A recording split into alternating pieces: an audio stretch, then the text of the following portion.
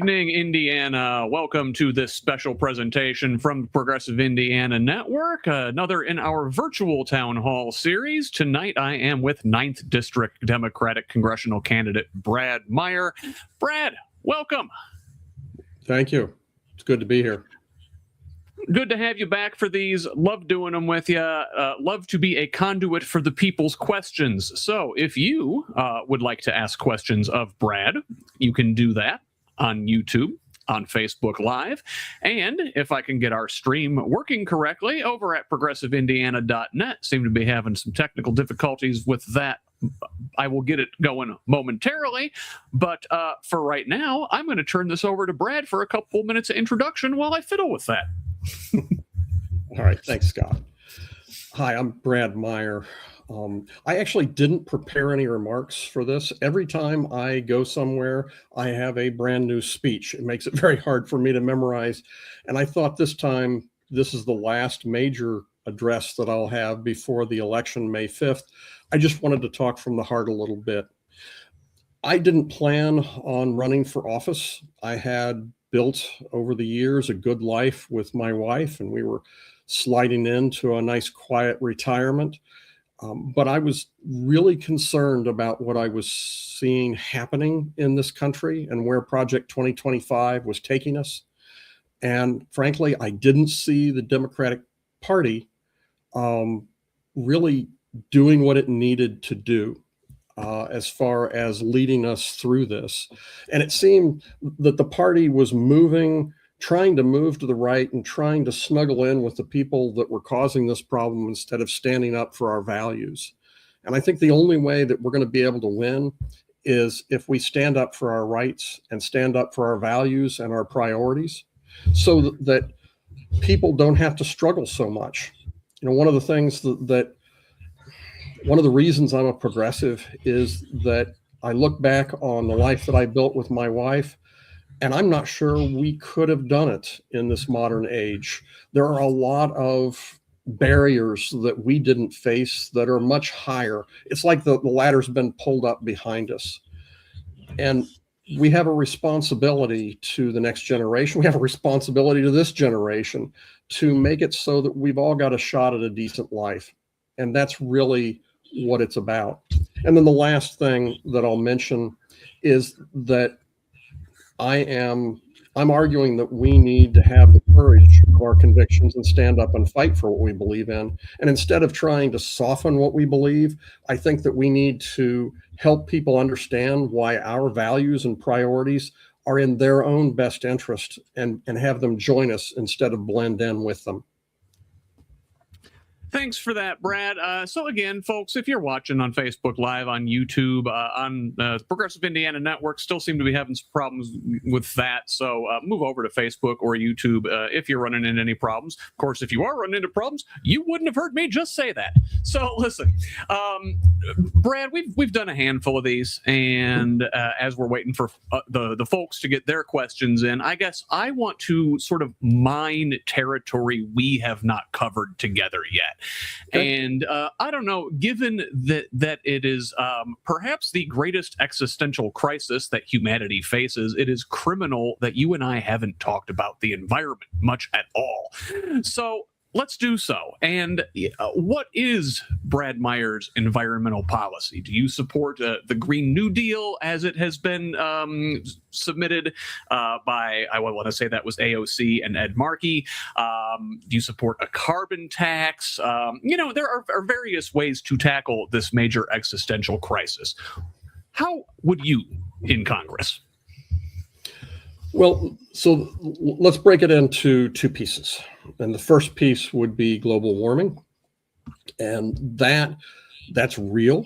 And we are in a situation right now where science is being denied in the same way. They're using the same playbook as the tobacco people did to try to deny science. And it's not only disingenuous, you follow the money. Right. And at this point, it doesn't even make sense. Renewable energy costs less to generate than coal.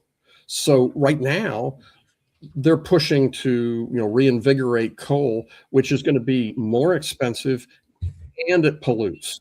So it really is an ideal battle at this point for the people on the right, to not go with what makes economic sense. And then the other side of this is our ecology, and we are the stewards of our land, and we need to leave it in better condition than what we found it. Right now, Indiana has some of the dirtiest rivers and waterways in the United States. And we need to ensure that point source pollution is brought under control. We need to help with water treatment, which is part of the issues.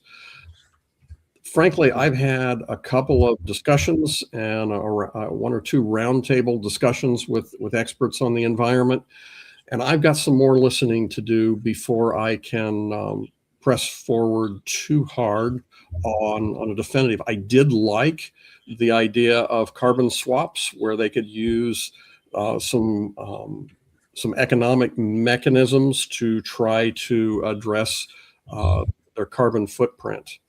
But that's the long answer of a short response. Okay, so I mean, I was checking out the website earlier. Is it bradmeyer.org? Is that right? Correct. MEYER. Yeah.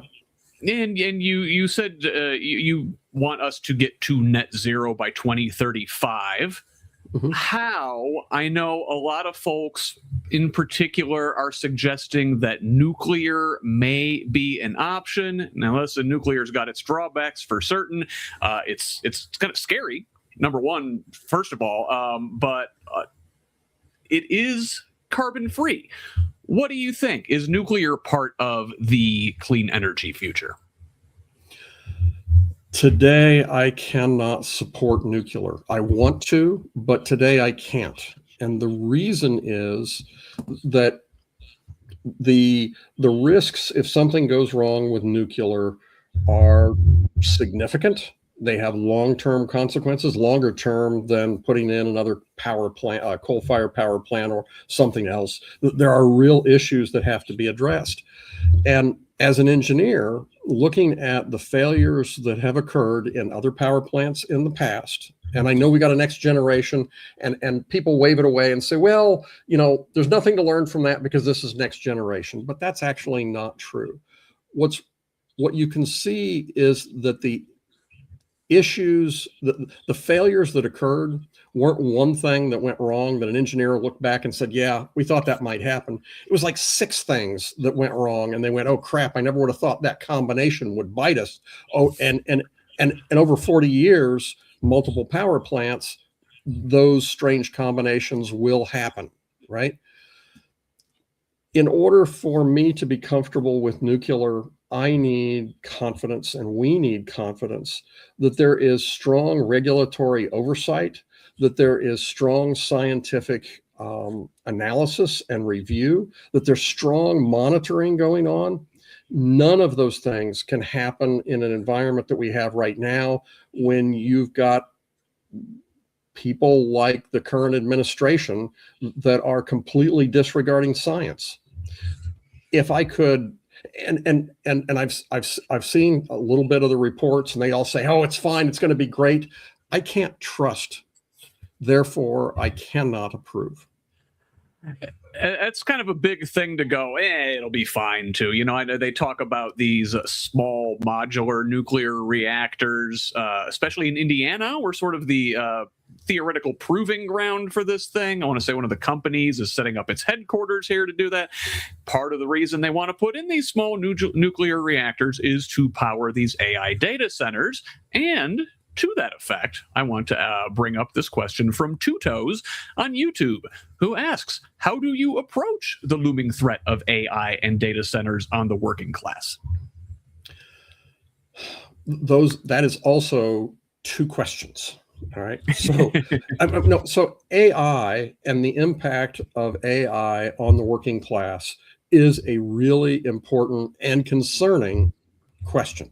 Okay. So let's start with that. AI has the promise, and we're already seeing this, to transform in a way that we have not seen in a long time how work is done.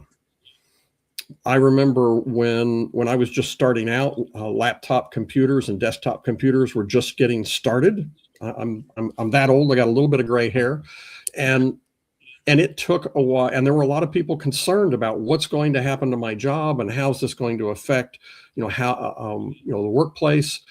And it took a couple of decades, frankly, for it to really completely transform. AI is not going to take that long. It's going to take, pick a number, 5-7 years to have a completely transformative impact. And it's going to affect jobs. So I think that there's a real basis of concern. It is one of the other things that was happening right before I started my career.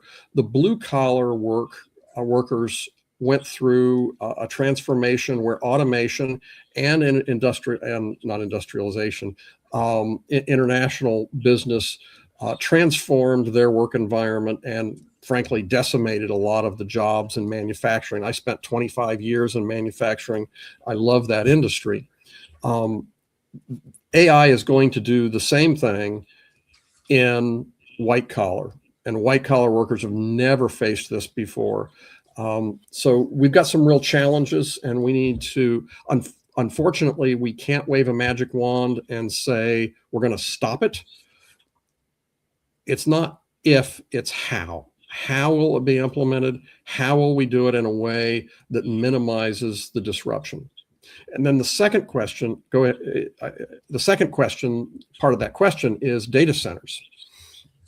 Data centers aren't just AI. Data centers are how we get credit card information processed. It's how streaming services are used. It's how the internet and business over the computer is done. And there are many things that we use data centers for.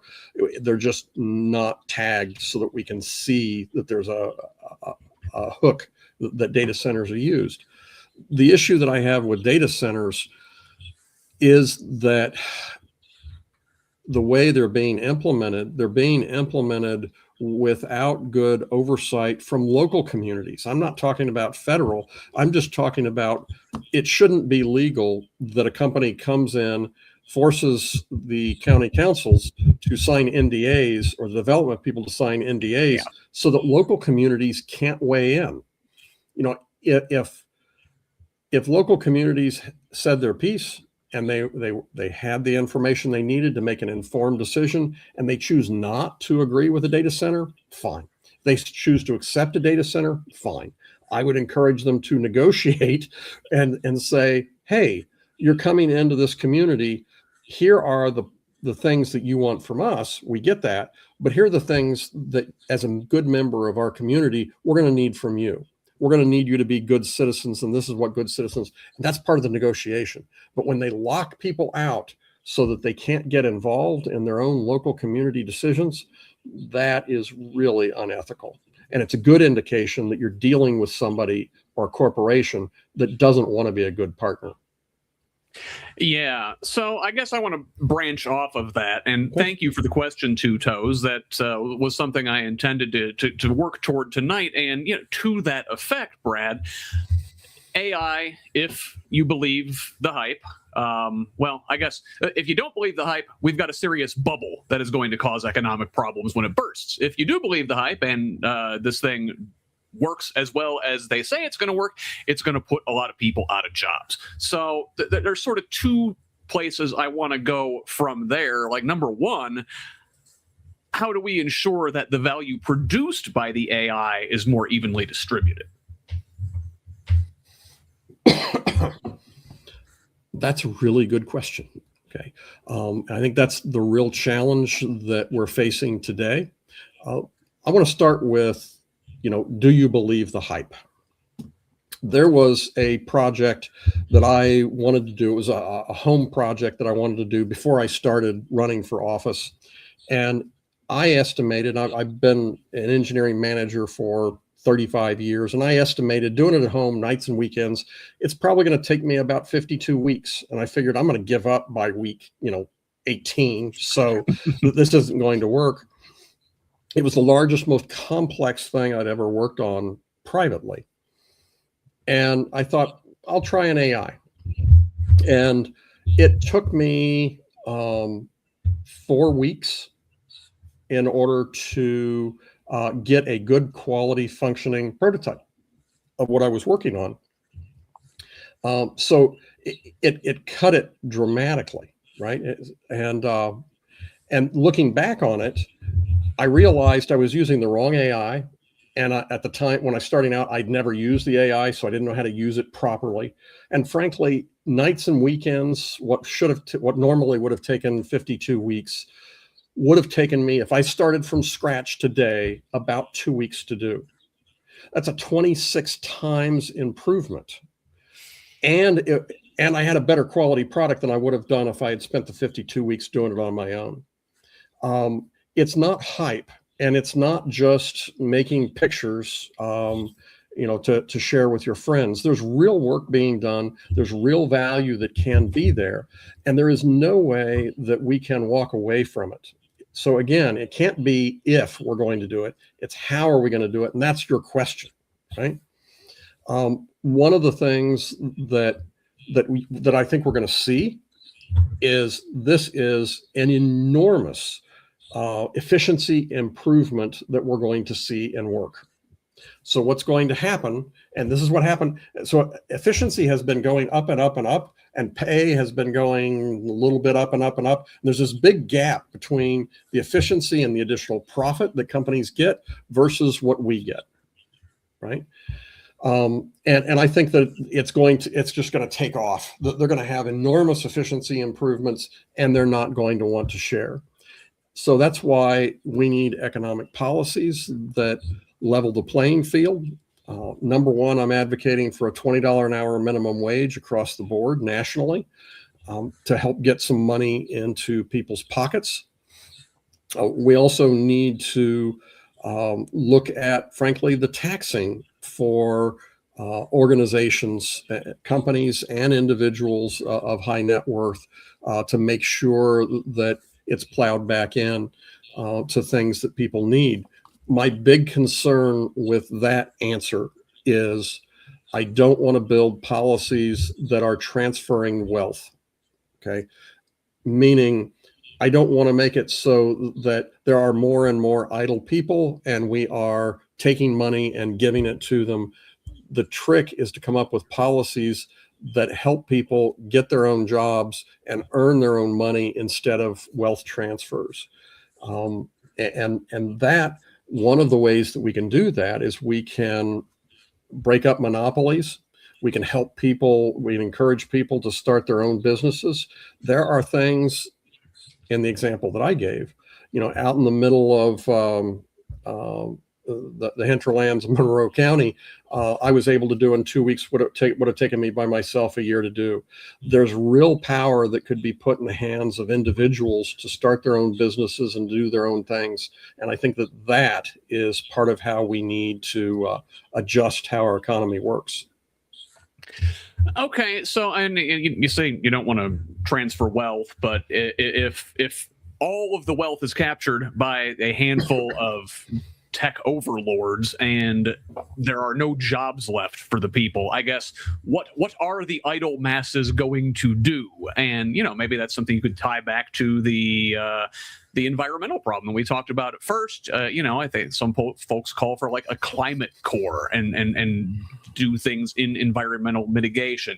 We have other things that folks could be doing, like the care economy, right? There are certain things that you can't automate away. Right. How are we going to employ all these people? Is the federal government going to have to step in and do something like providing a federal jobs guarantee? Well, a couple of things. The first thing that we need to do is we need to break up monopolies and we need to reduce monopolistic power. And we need to really encourage the growth of small businesses.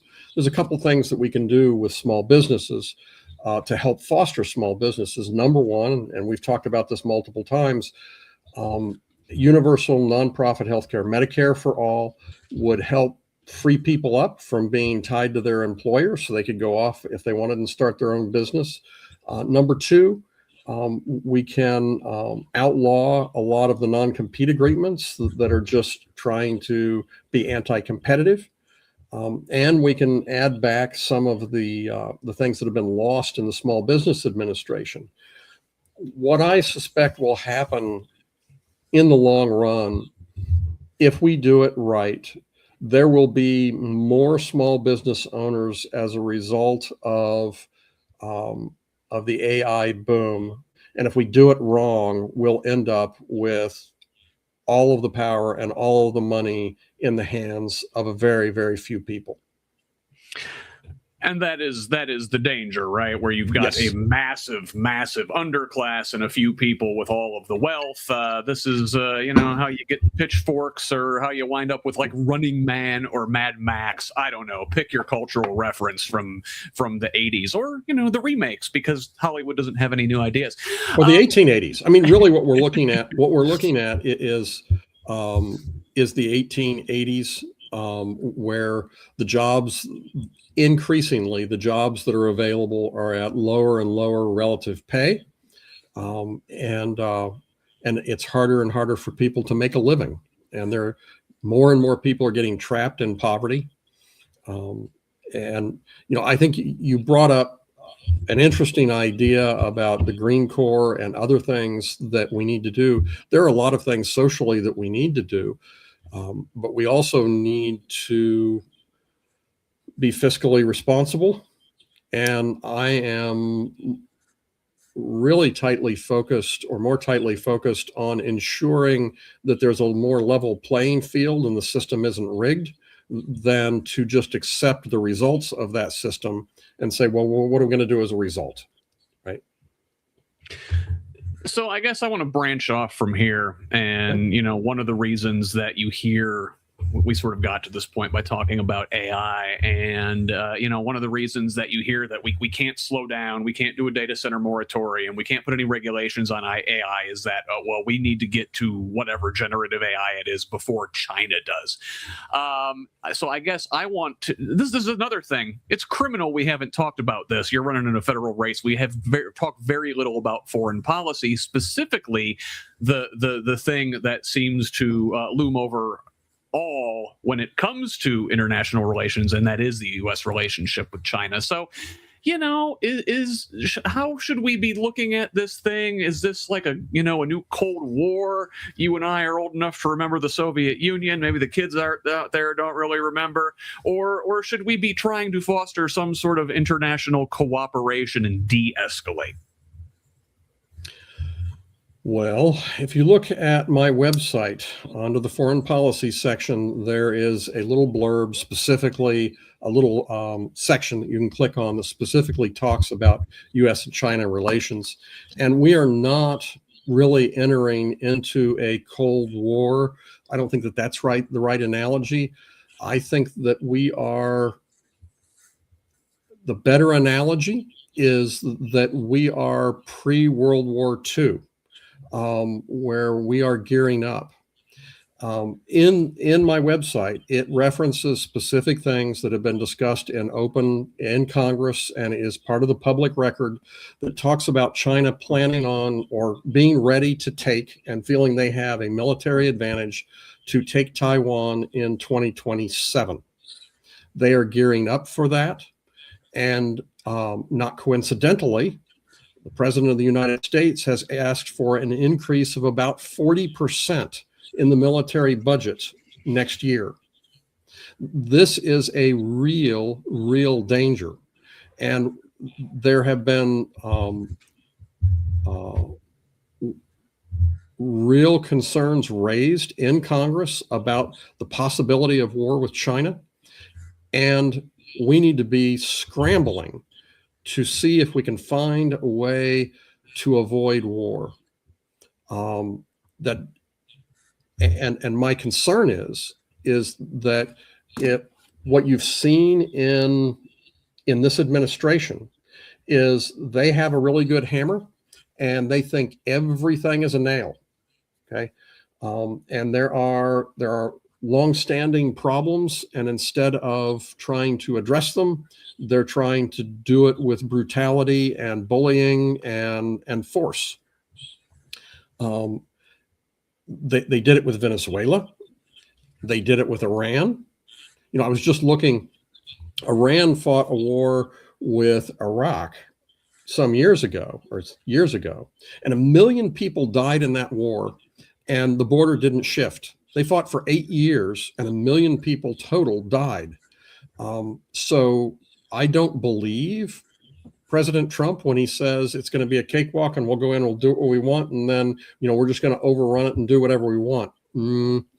There hasn't been any evidence of that. And then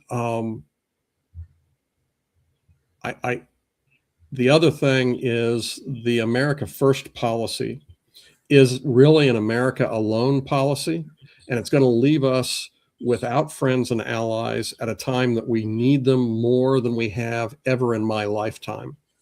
We're seeing that right now.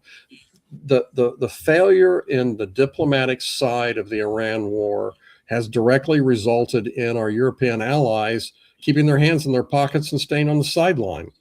He didn't bring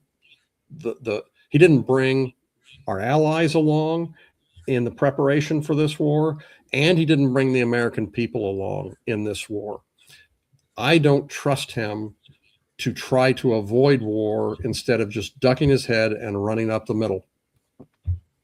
Well, and especially, I guess, as it relates to China, which is sort of how we got here. I don't know, push back on me, because as an anti-war lefty here, I'm like, a lot of nerve of us, the United States, talking about the China threat when we have spent the last, 80 years swinging our thing around the globe and going into places like Iran, or going, threatening Cuba, threatening Greenland, everything we've done in Central America over the decades, Iraq, take your pick, Vietnam. We've been the bad guy in many situations. China's not been the bad guy. Not suggesting in any way that the Chinese Communist Party are great guys, because they're not. But I have a hard time they're the big scary people. We got the big scary people already right here running our show, I hear what you're saying.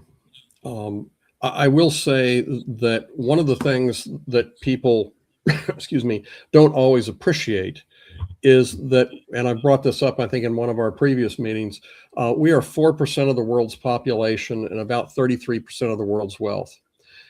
A lot of that has come from international trade and alliances that we have built up, and a relatively stable period that has come over the last 80 years. You listed a whole bunch of things that happened. I believe it is true that between the beginning of World War II, before we got in 1939, through the end of 45, when it officially ended, 1,000 people an hour died 24 hours a day. Okay. We have exerted power and influence, but the last 80 years has been, relatively speaking, dramatically more peaceful. And what China's doing is they are in the process of moving to the preeminent power in the world. And if we don't counter that, it's going to have economic impacts that are hard to imagine and we have never experienced in our lifetime. And if we allow them to take Taiwan, if that's what they choose to go after, and we do nothing, then Vietnam, Indonesia, even Australia, or other South, and even Japan probably won't, but with the exception of Japan, everybody's going to be looking at China saying, it's time to hitch our wagon to that star. And the Pax Americana is going to go away. I struggle with this because I see what you're saying about the United States, building a world order that has been, at least relative to previous world orders, pretty peaceful. But then, like, as somebody who believes in small d democracy, like, Asia as the place where most of the people in the world live should kind of be leading the world, should they not? And again, not saying the Chinese Communist Party should. They should not, nor should Modi's party in India. They should not. But the people of Asia at large should generally be steering the world ship, no? Well, that's not in our best interest. Let's start with what's in our best interest. What's in our best interest is to have a stable, peaceful world and a world economy that allows other countries to grow and prosper, and we don't have to lower our standard of living and our relative wealth to do it. And the rest of the world can grow without us having to suffer, and I think that's appropriate. And that's kind of what's been going on for many years. But the Communist Party, no, I don't think they should be leading the world economy, right? No. Again, Okay. not them, but Not them. the people of Asia generally should, democratically. Democratically, they should lead their own nations. So, this is good philosophical stuff. We could dig on that. We could dig into this all night and stay here, Brad. And listen, folks, prevent us from doing this. We want to hear your questions. Submit them live at progressiveindiana.net, on Facebook Live, on YouTube. I know you're watching. I see you're watching. We want to hear your questions. Let's bring things back stateside. We're talking about the weapons of war, right? Well, one of the problems is that we have weapons of war proliferating on American streets and American homes. God forbid, in American schools. Too often, we got a gun problem in this country. I don't know if we've talked about this. What is your policy to reduce gun violence? Does it involve banning anything? I guess let's start there. Let's start out wide and narrow it in. Gun violence is a serious problem in the United States. We just had an incident here in Bloomington, I think last night. And I've had several people come to me and say, I'm a young adult, and my entire childhood was spent, every year we did active shooter drills, and things have gotten worse in many ways. The fact is, from a gun control point of view, and I need to be very clear on this,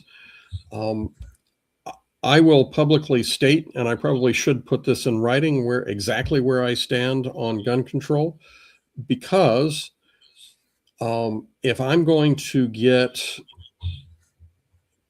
the confidence of the Democrats, who are much more in favor of gun control, in the general election, I can't be seen or improperly perceived as flip-flopping or softening my position. And I need the independents and some conservatives that are going to come over to have confidence that I'm not going to overstep what I promised.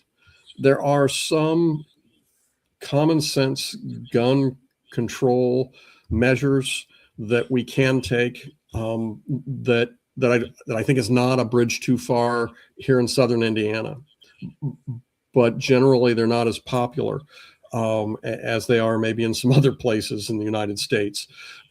70 to 75% of people, I think even in southern Indiana, can agree that if you're on a terrorist watch list, you shouldn't be allowed to have a gun.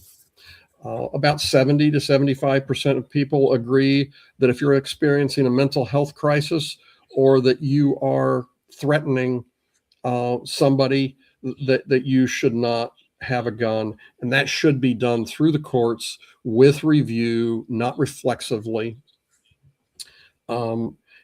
but there's a lot of people that feel strongly on the other side, and this is a very sensitive issue. And I was talking to a guy, and I gave him an example. I said, when I was in college, one of my professors, he got drunk, and he went to his estranged wife's house, and he got naked, and he was running around the outside of the house yelling at her, right? And I said, right. And I said, I don't think that guy, at least temporarily, I don't think that guy should have a gun. And the guy I was talking to argued with me that no, he wasn't comfortable taking away, having a judge make the decision that temporarily this guy should not be allowed to have a firearm. So it is a deeply seated problem. And in Congress, there's actually a law that prevents Congress from funding anything that would actually help to understand what can be done to solve the problem. Not only is there a prohibition against doing anything to solve the problem, there's prohibitions against even trying to understand how to solve the problem. These prohibitions need to go away, but because this is such a hot, hard felt issue, the only way that I'll be able to do this is by spending a lot of time in the district, helping people understand and bringing them along. It can't be something that is done reflexively. And I wish we could move further, but we cannot move faster on gun control than what the population is willing to support. You did hint at it. I think there are large areas of agreement when it comes to gun policy. Even NRA members are supportive of a lot of those common sense gun reforms, and we can get those things done if it's not for, and I think you hinted at it, the influence of the gun lobby, who are the folks who got those prohibitions against even doing any research against treating gun violence as a public health issue. They got those put in place. I wanted to go to the comments here because Patrick on Facebook asked, looking at the national Democratic politicians, do you consider yourself more aligned with a Chuck Schumer or a Ro Khanna for the direction of the party?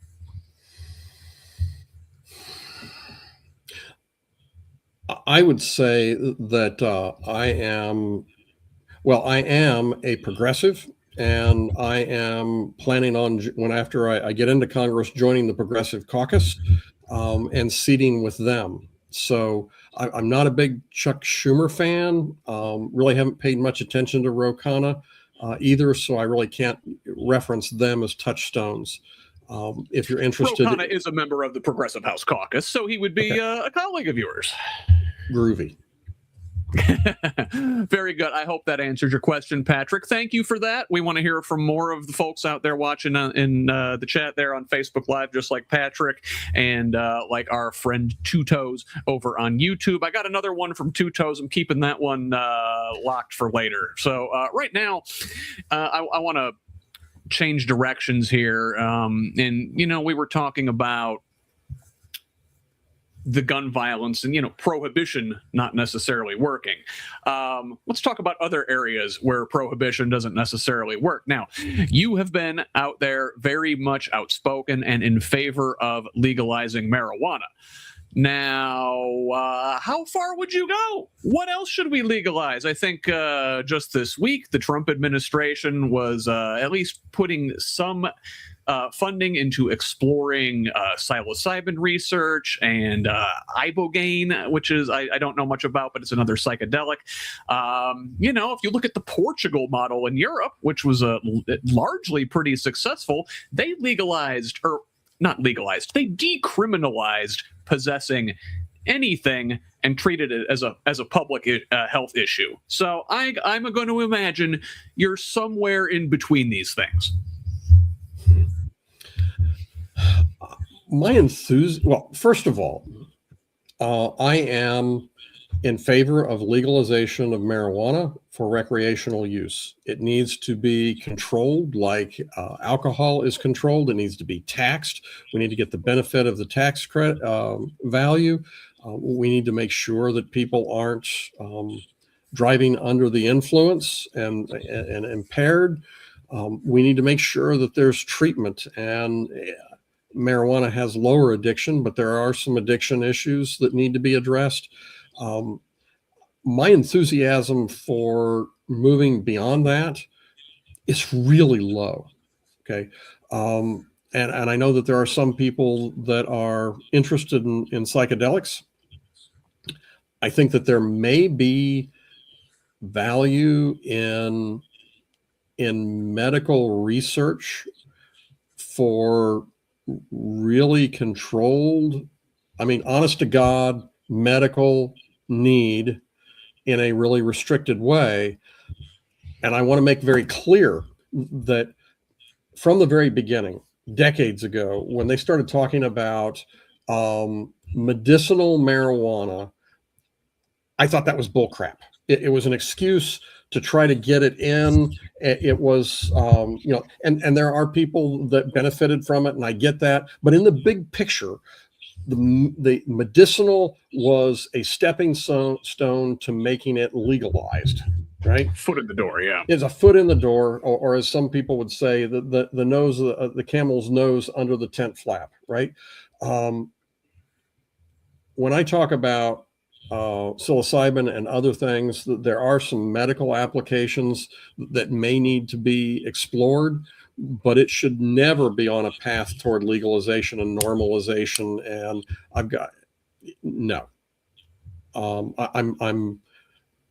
I'm cool with, as the cool kids say, I'm cool with legalized marijuana, but no, nothing else.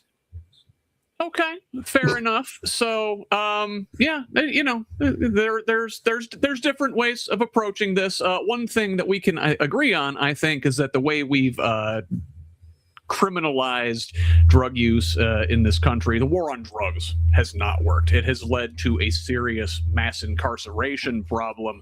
And there are various, I think, elements at play in why we have such a problem. But how will you work to end mass incarceration, unless that is, you're in favor of it, which I'm gonna doubt.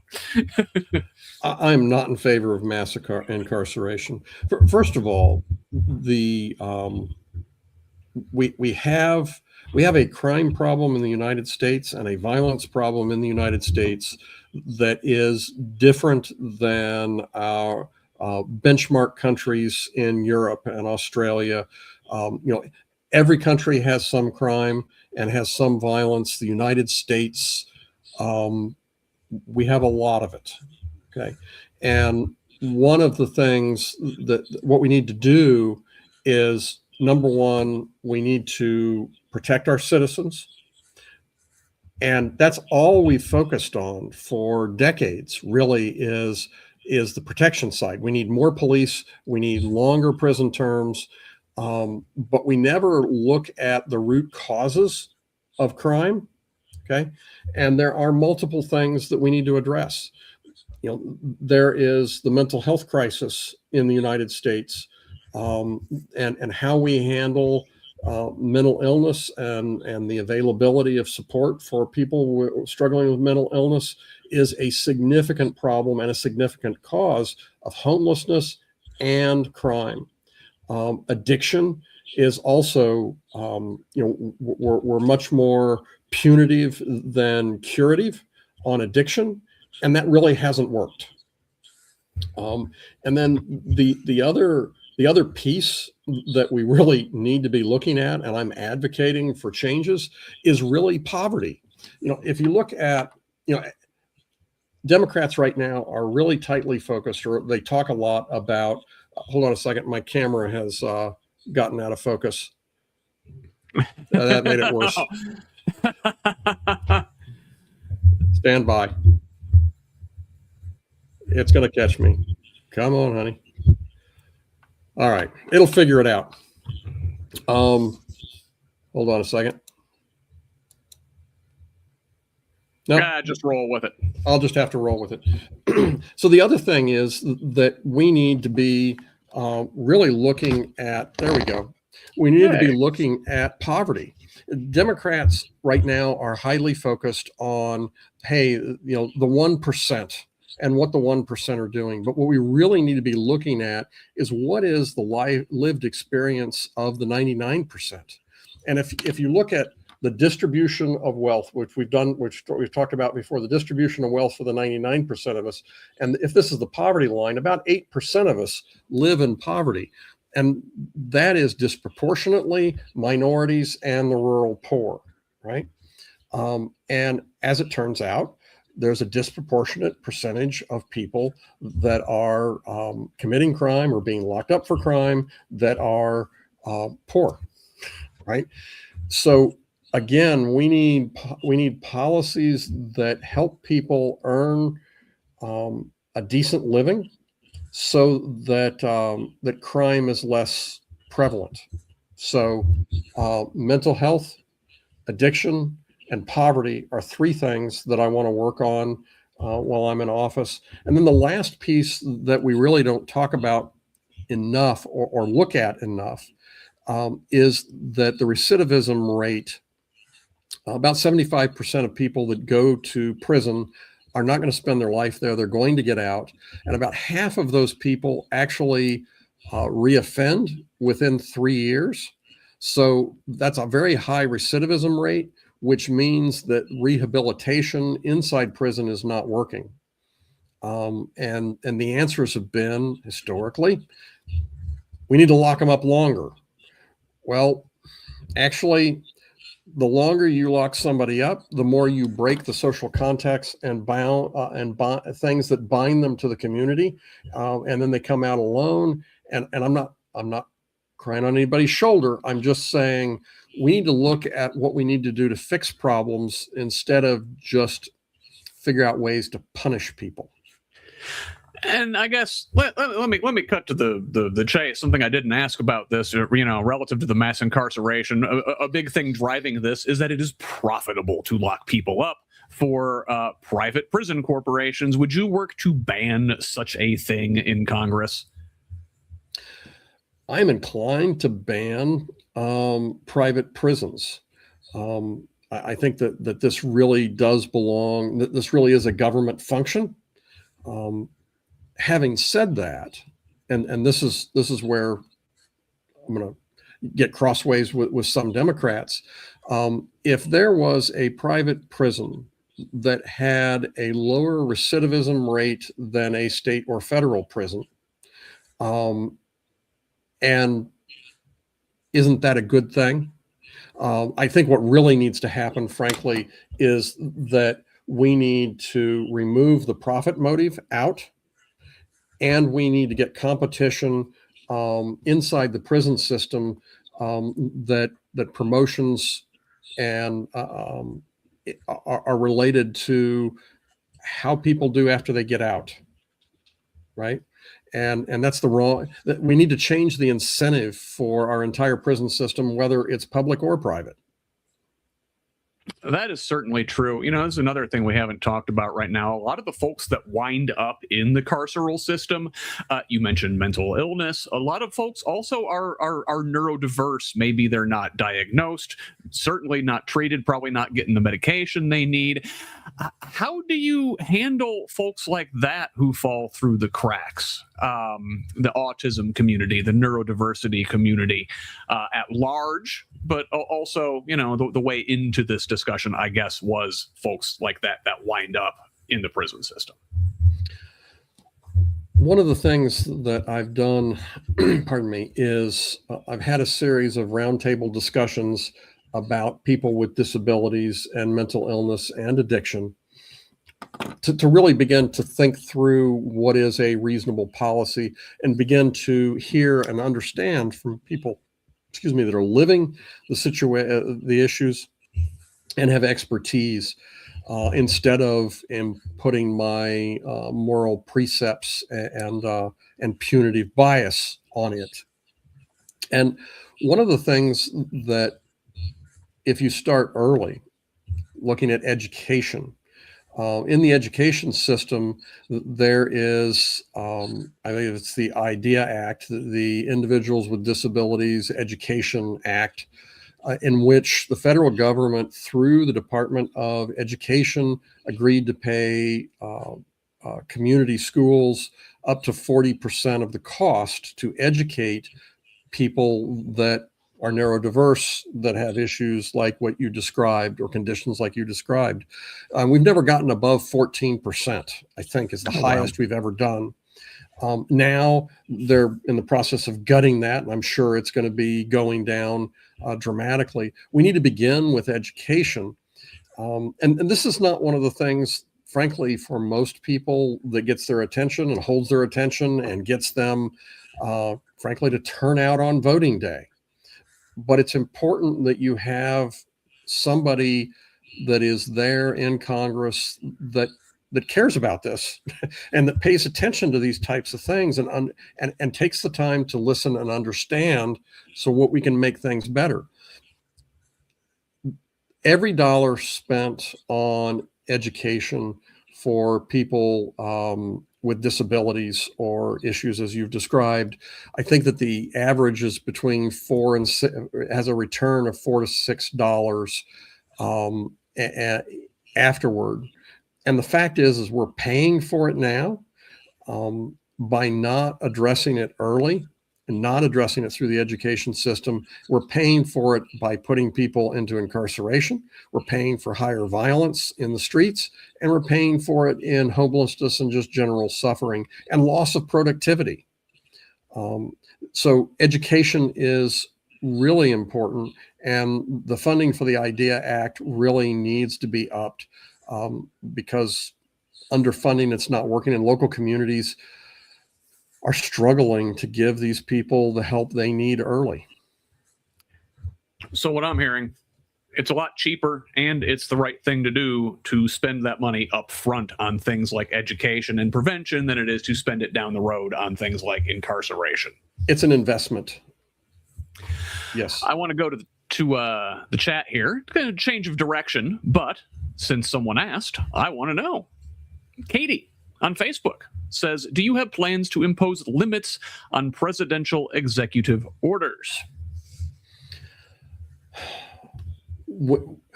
Unfortunately, there needs to be limits on presidential executive orders, and presidential executive orders already have limits.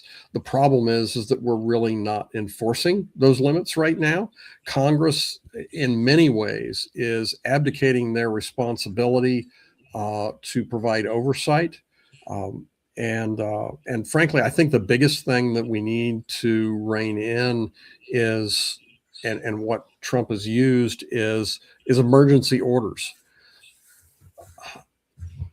In order for us to have a healthy society and one that's responsive in a crisis, we need to give the president emergency powers and the ability to act very quickly. And frankly, if we have a president that abuses that, like he did on the Iran war, he needs to be removed from office through the impeachment process. I don't want to make more laws to protect us. I want us to enforce the social norms that we've built over 250 years. And if somebody's not willing to play by those rules, they need to be taken out of office legally. Yes. Yes. Legally. Not whatever last night was. I guess I'd like to get your thoughts on whatever that was last night at the White House Correspondents' Dinner. There is no place for violence in our political process. I am very much not a fan of President Trump, but we need to do this at the ballot box. And May 5th is the first opportunity to set the direction for the Democratic Party as we go into trying to take back the House in November. 100%. Along those lines, I told Two Toes I'd come back to this later, and here I am, keeping my promise. This is not a policy question, but Two Toes is a late supporter, late to the game of supporting Brad. What can they or anyone do to help your campaign in these final days? That is a wonderful question. Number one, vote. And number two, frankly, tell your friends. One of the things that door knocking is a traditional way of getting out and helping, and that's really a good thing. But what really works is one-on-one, friend to friend. Hey, I'm planning on voting for Brad Meyer, and this is why I think he's the right candidate. That word of mouth is going to be much more powerful. And frankly, going into the general election, that's really what's going to make the difference. There's a whole bunch of traditional things we will do, but person-to-person contact is what's really going to make the difference. Tell your friends. Brad, I think a lot of folks right now are rightfully and understandably disillusioned with the political process. And I guess, what do you want to say to those folks? I think a lot of people are unhappy with both parties right now. And what do you say to the voter who is just over it? It's not you. You are 100% correct to be disillusioned and pissed off. You're not missing anything. I wish I could tell you that, hey, you're looking at it wrong, but you're not looking at it wrong. And this is why I'm approaching this as a progressive. When I decided that something had to be done, and I had to get off the couch and I had to engage politically, I looked at what we've been doing, and it hasn't been working. And there's this theory that if we move right and if we sound more and more Republican and we soften our positions, then maybe we'll get voters. And that's not what people want. What they really want. What they really want. is solutions. And I don't think we've been advocating for real solutions that are going to make a difference. And I'll give you an example. We've been playing defense for decades. And the Republicans set up the play and say, here's where we're at. Now we want to move the bar. And then we fight with them. And then we get them to hold the bar where it is, or it goes up just a little bit. And we declare victory and say, hey, we've held them there. But we've never made it easier for us to get over that bar, right? I shouldn't say never. I'm saying that we're not fighting for, and I'll give you a great example. We had a big fight over gerrymandering this summer, right? Or this fall, where they're going to gerrymander. And let's be clear, Indiana is horribly gerrymandered right now, right? And they were going to make it even worse. And we fought with them and we stopped them from making it worse. And that's the biggest victory that we've had. And that biggest victory that we've had isn't on cleaning up our streams, which are some of the worst in the nation. It wasn't about getting more child care for people. It wasn't about addressing the reinstitution of coal. It wasn't about getting our energy policies straightened out and our grid set up. It wasn't about addressing the concerns with education. It wasn't about a whole bunch of things. The big victory we had was we held them at the line. We need to go on offense. And my intent is to push practical things that'll make a difference in people's lives, and get people, both Democrats and independents and conservatives, excited about changes that are going to make a difference in their life. And it took decades to get where we're at, and it's going to take time to get us out. but we need to start fighting and moving in the direction we need. Well, Brad, just a little bit of time here left as we got to run. If folks like what they heard tonight, if they agree with your vision, they want a progressive fighter, where can they go to learn more about you? How can they help out? So you can go to bradmeyer.org, and that's Brad Meyer, MEYER.org. And there is a link in there to contact us, volunteer, or donate. If you want to know more, you can ask questions. And then we also have Facebook. That's, I think, Brad Meyer for Indiana. And, look us up, communicate with us. If you need more information, reach out and we'll get back with you. But for sure, vote in May. Tell your friends about me. We need a strong progressive fighter, because more timid policies are not going to get us where we need to go. Very good. Well, folks, Brad Meyer, Democrat, progressive candidate here in Indiana's 9th district. You heard the man. Vote for sure. And bradmeyer.org to support the campaign. Brad, it has been a pleasure to host you for this series of town halls. Thank you for the opportunity, sir. Absolutely. Thank you for hosting this. And y'all have a good night. Thank you very much. One more of these next week, next Sunday, with one of Brad's opponents. Dr. Tim Peck is going to be here. Tune in then and hear his side of the story. Until next time, I'm Scott Aaron Rogers. Love each other, Indiana.